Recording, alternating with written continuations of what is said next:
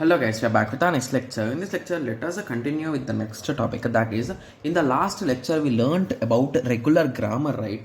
Yes, we learnt about regular grammar. So in this lecture, let us try to identify what language does that regular grammar indicate. So this is the arrow which we'll be learning. So if regular grammar is given, I will say which language it is accepting. Okay? Yes. To solve these questions, there are some approaches, guys. So let us start. Okay, so assume that this is the grammar given. To be clear, this question I have already solved in the last lecture, but I just want to solve it again. Okay, yes, so let us start. So basically we are trying to find a language from the grammar.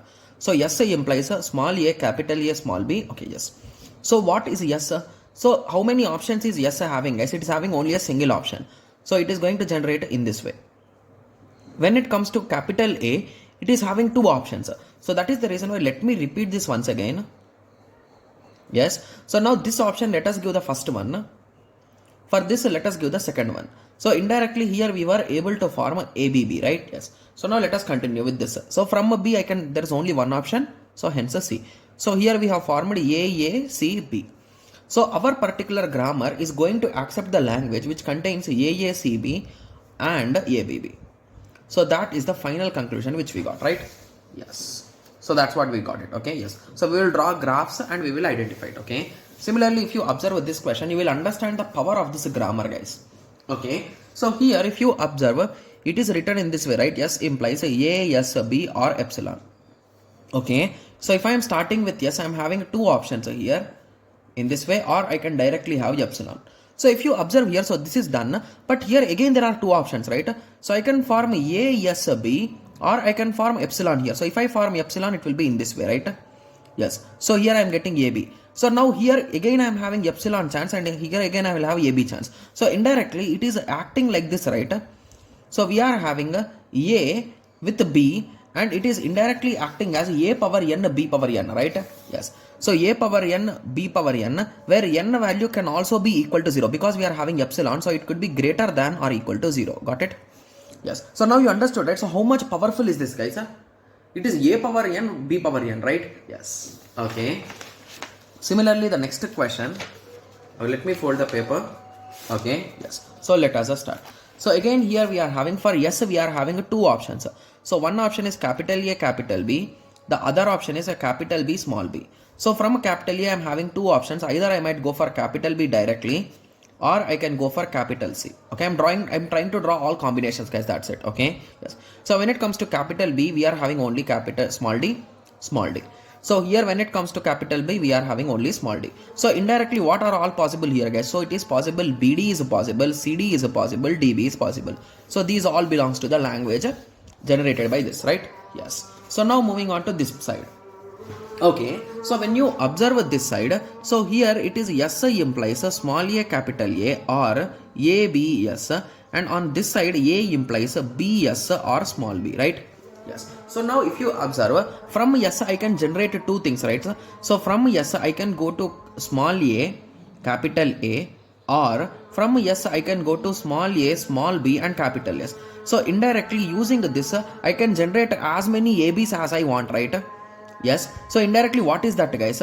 Okay. So that is any number of ABs. So I think I can write it in this way, right? So whole power n. Okay. Okay. Yes. So whole power n. So n can be greater than or equal to 1, right? And after that I am going back to this only. So once this whole loop is done, as many times as I want, I have printed AB. At the end, if I want to terminate, I need to go to this AB. So what is going, small a, capital A. So what it is going to generate, let us see. So if you observe here, using this capital A, I can generate BS or directly B. So I can generate directly B, or I can also generate BS. So indirectly again this S is nothing but this loop, right? Yes. So indirectly I am going to generate small a, small b, or small a, small AB, or AB, and so on as per my requirement. So indirectly I am generating that only, guys. If you observe here carefully, right? Yes. So now I hope everyone got a clear idea with respect to this, right? Yes. So let us go through the last example, that is this. Okay. So when it comes to this question, if you observe here carefully, so it is working in this way, right? So yes implies, so from yes I can print AA with yes, Okay, so I can write in this way, right? So I can start and end with bb, or I can start and end with aa, or there is a chance of epsilon also. And anywhere from now on I can generate aa bb, bb aa, in that way, right? Yes. So how it is working, guys? It is working in how it is working. So if I have ab a in the start, I am going to have aba at the end also, right?